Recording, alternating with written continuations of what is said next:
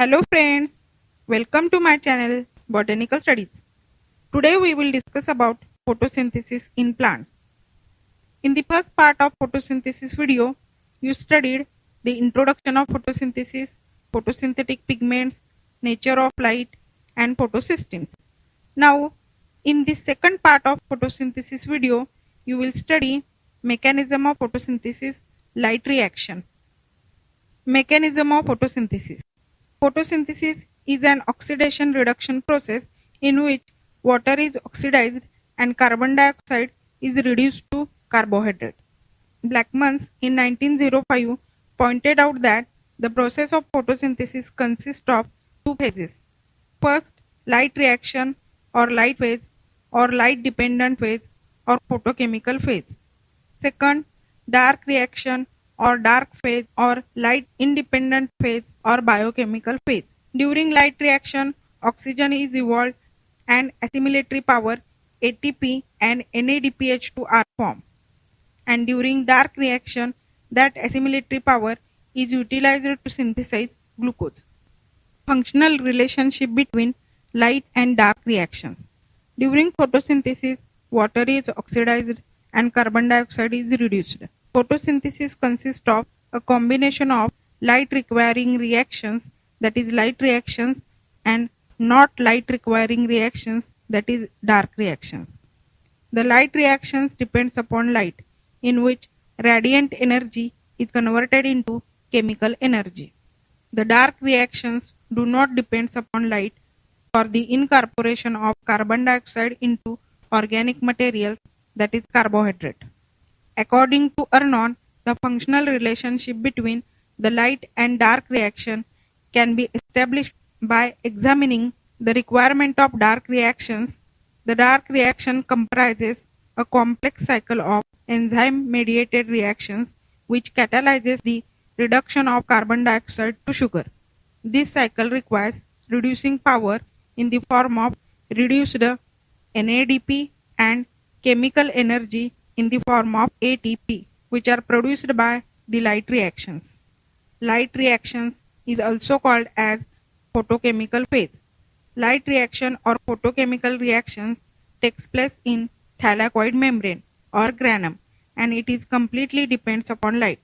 The raw material for these reactions are pigments, water and sunlight. It can be discussed in the following three steps. First, excitation of chlorophylls.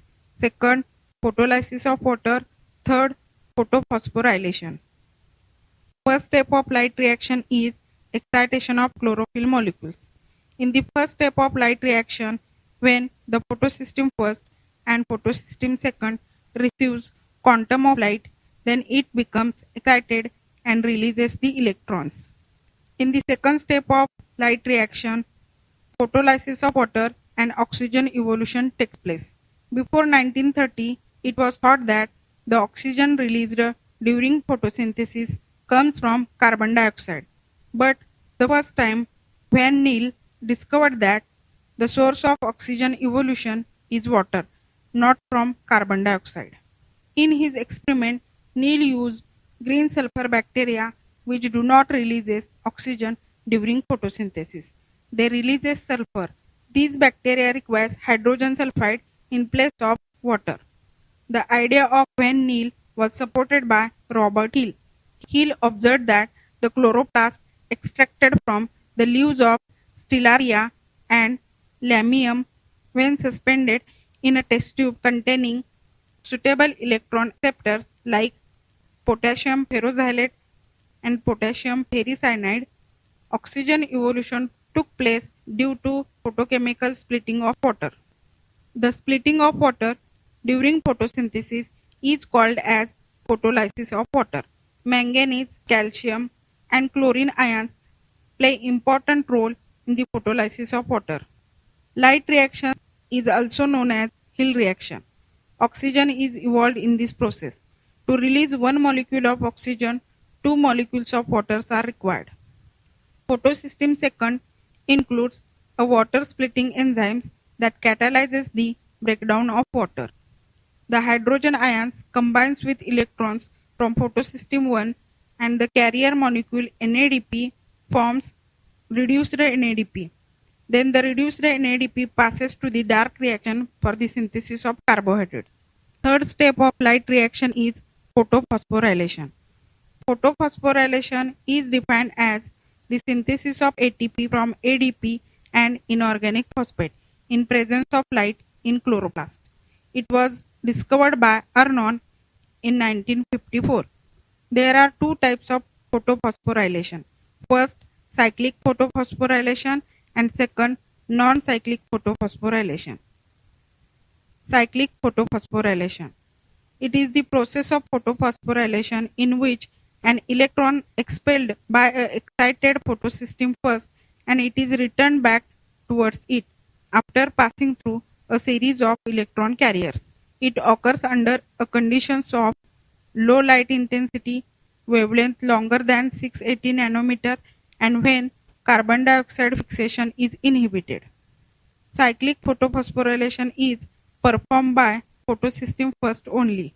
When the photocenter of photosystem first, that is P700, exuded an electron with a gain of 23 kilocalorie per molecule of energy after absorbing a photon of light.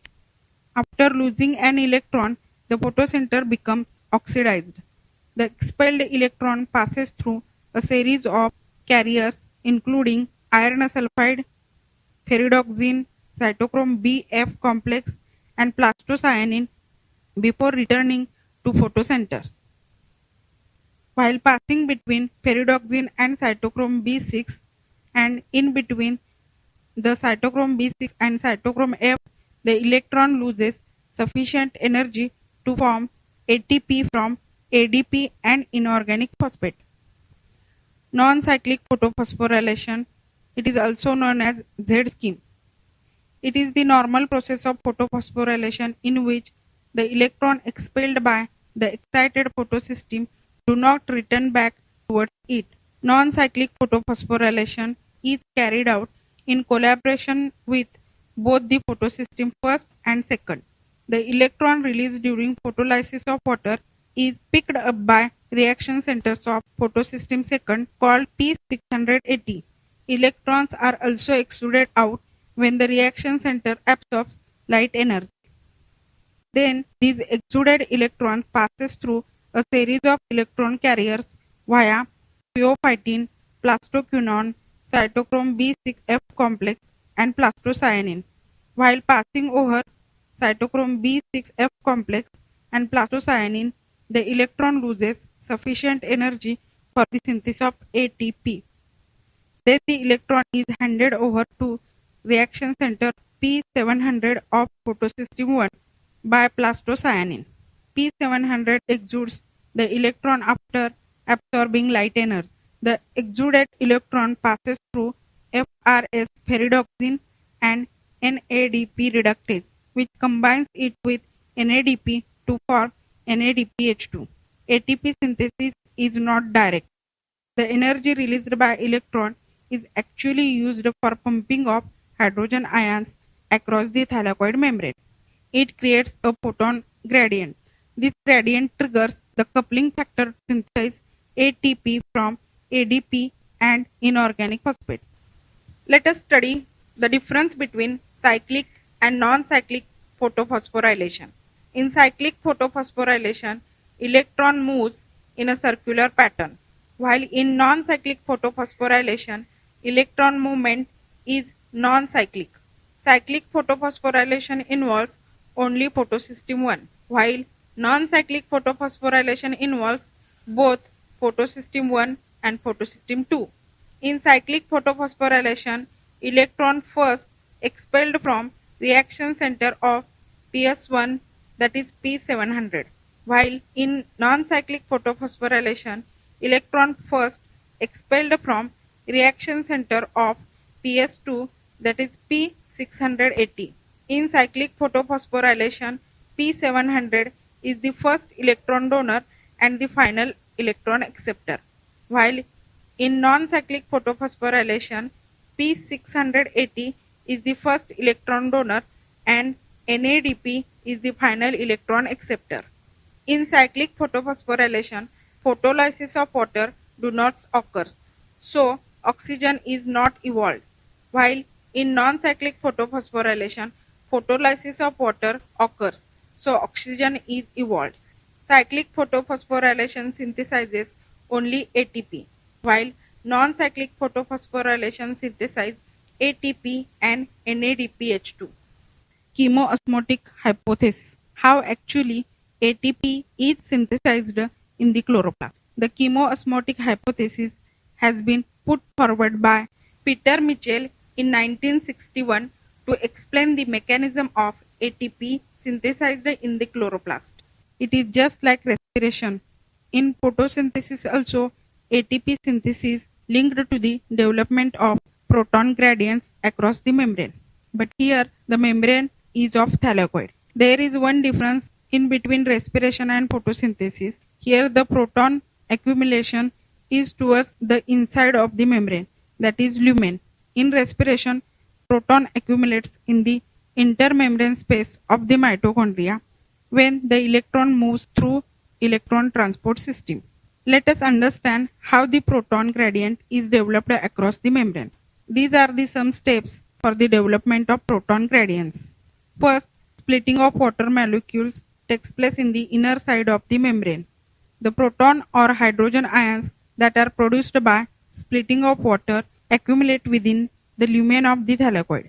Second, as the electron moves towards the photosystem, the protons are transported across the membrane.